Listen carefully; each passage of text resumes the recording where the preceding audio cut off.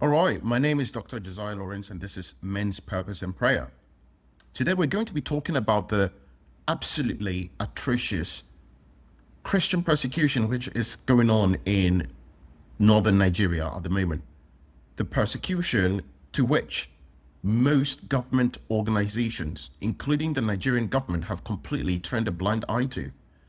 In fact, evidence suggests that a lot of the killings which are going on are funded and supported by members of people in government, Muslims in government, who are funding other Muslim organizations to basically perform a sort of cleansing, a regional jihad, in order to, number one, eliminate Christians from the region, and number two, to sort of secure political power in the future.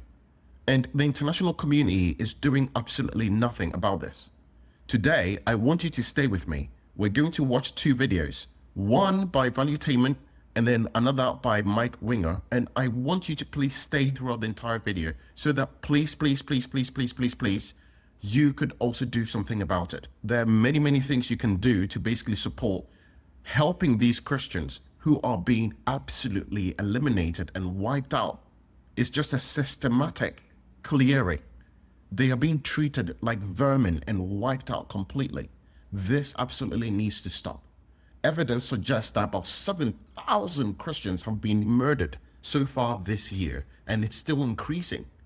And the sad thing is that millions, about 3.5 million, have been displaced because they can't go back to their homes anymore. Those are the people who are scared for their lives and are now living in camps, in absolute squalor. The people we're talking about right now have nothing. They have absolutely nothing. And the little that they have are being taken away from them. And the people in the West, including us Christians, have turned a blind eye to this whole thing. This shouldn't go on right now. The Bible encourages us to actually support people who are going through persecution, almost as if we are going through it with them. And it's a calling today for you to show mercy, for you to be able to do something about it, something really, really small about it. And I'm going to show you the links. The links are not with me. They're going to be with Mike Winger. And please do something for the organizations so that a little bit of your effort goes towards helping these Christians. And a little bit goes very, very far. Now, I'm going to give a content warning. This over here, some of the things in here are a little bit graphic. It involves killing, discussions of sexual assault, and other really violent acts. And so please, if you are going to be triggered by any of this, this is a warning.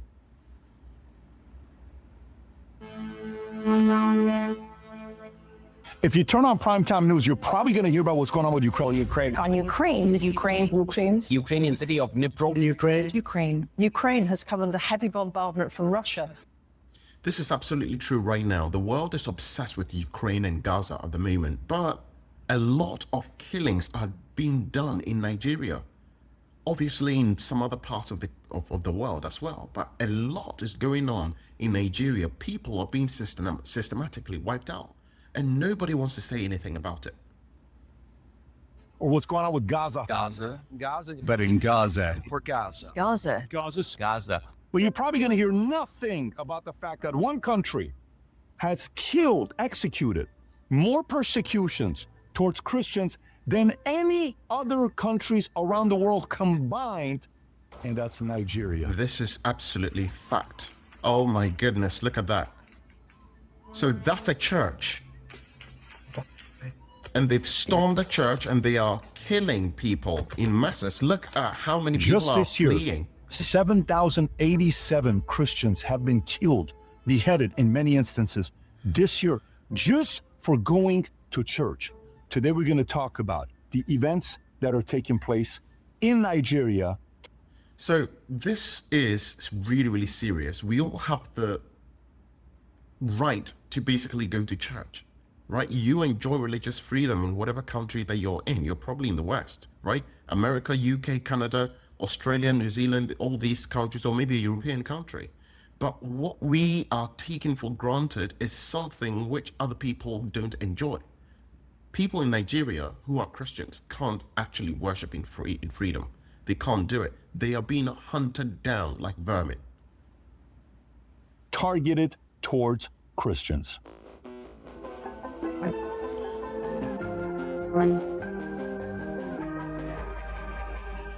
If you get value out of this video, give it a thumbs up and subscribe to the channel. Let's get right into it. So watch this.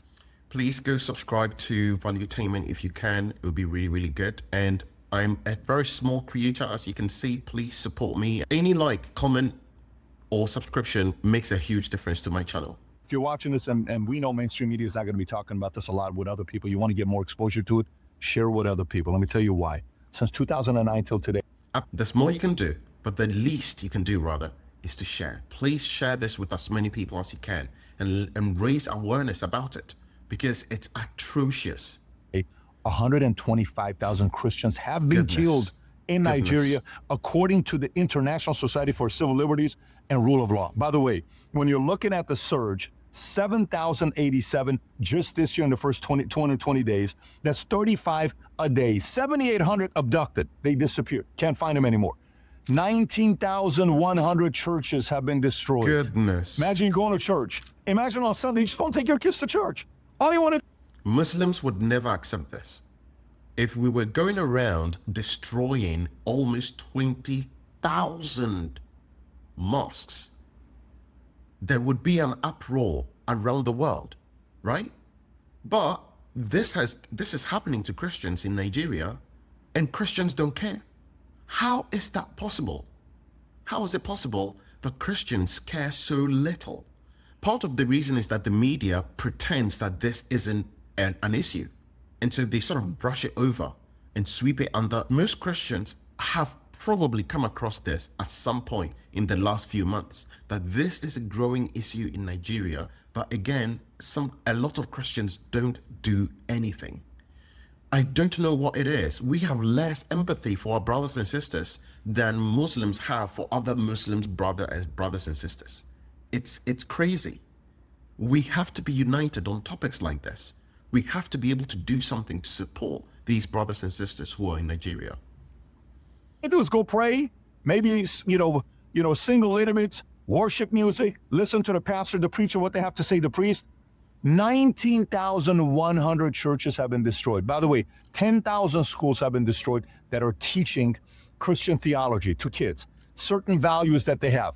And in Nigeria, specific areas, they're being targeted. Now, who is doing the targeting to these Christian communities, these Catholic churches? They are jihadists. Many of these guys are the jihadists, one of the leaders being Boko Haram since 2009, later splintering into ISIS West Africa province, the ISWAP and Ansaru, conducting mass killing, forcing conversions, and abductions. And you're seeing this in the news. I'm going to put a picture here for you to see on what's going on. This is what they look like. They're just going around targeting Christians, burning homes, seizing land, destroying harvest, sexual violence.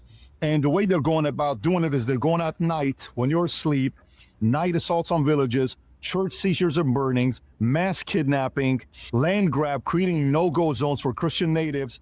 And families are sitting there saying, well, what do I do? I just want to go to church. I can't. This is just crazy. You saw service with everything that's going on.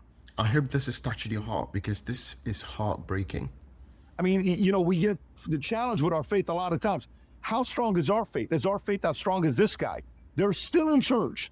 They're still there praying. They're still singing to worship music, even though all this stuff's going on. You hear guys talking about, they killed my family. Yep. They killed my parents. They burned my house down. They burned my relative's house down. They burned my kid's house down. All I have left is this shirt I'm wearing. Here's what the fellow was talking about. I want you to watch these two clips. One of them is them still going to church on a Sunday, and one of them talking about what happened to him and his family. My family members, they died in this house. 11, and some died in the other store. Yeah, and my house is up there. Look at that. They burnt everything So down. where I pack my goods, I store my goods everywhere. How is this a religion of peace? These are Islamists, jihadists. How can they be a religion of peace? I was born. They burned my clothes, they burned everything, they burned our food, all my family members. What we kept, we keep our food.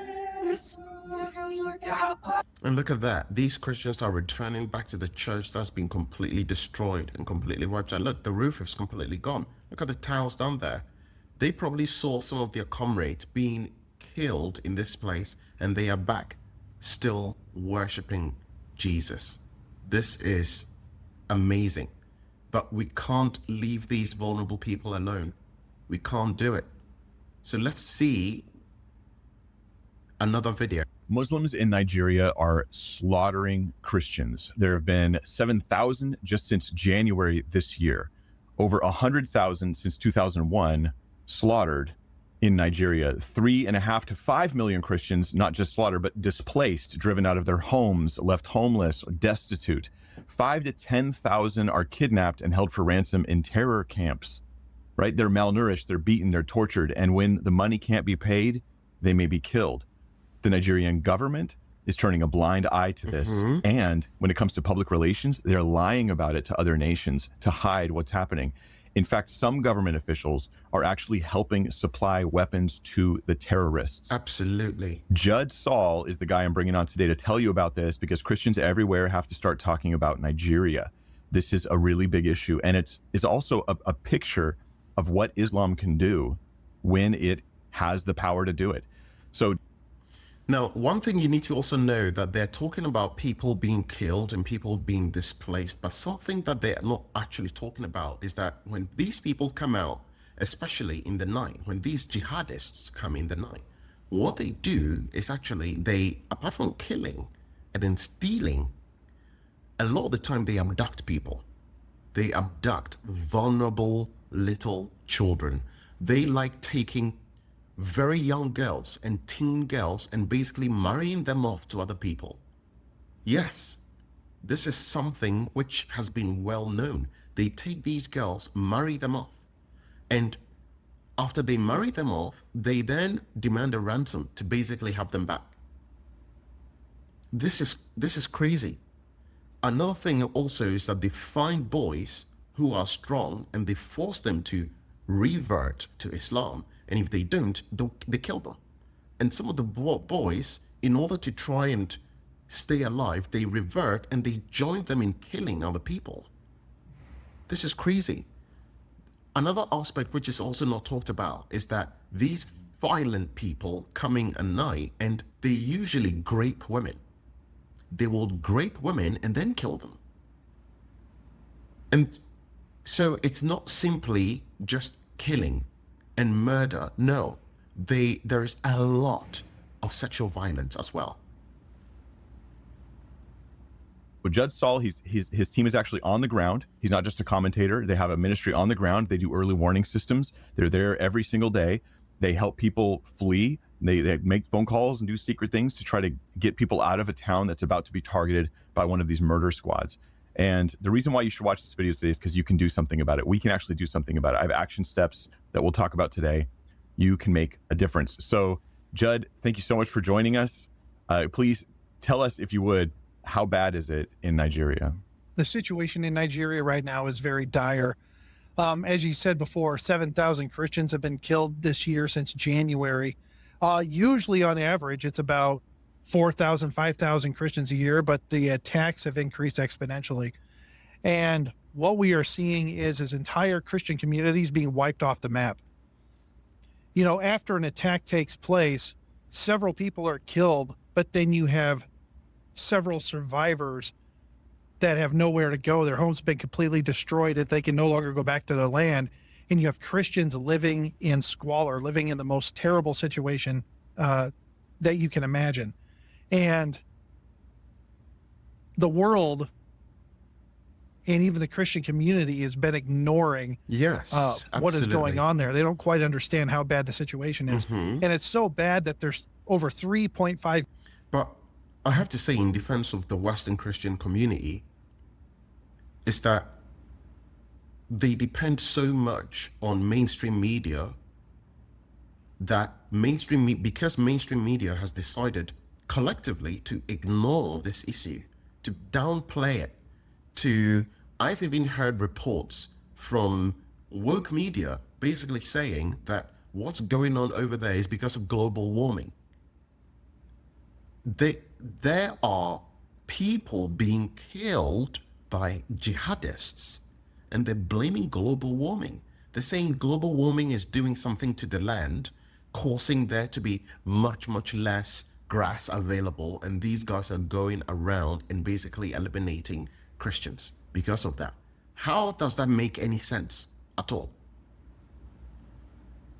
5 million Christians living in camps, no longer allowed to return to their 3 homes. Yeah, just million driven Christians. out from terrorist acts. Just driven out. So imagine you're living in total poverty, abject poverty. I mean, real poverty, not American poverty, where people don't have electricity. They are already sleeping on dirt floors, living in huts, farming every day just to survive. And now imagine all that is now gone. What very little you had has now been completely disappeared. You have nothing left but the clothes on your backs. That's what we're dealing with in Nigeria. All right.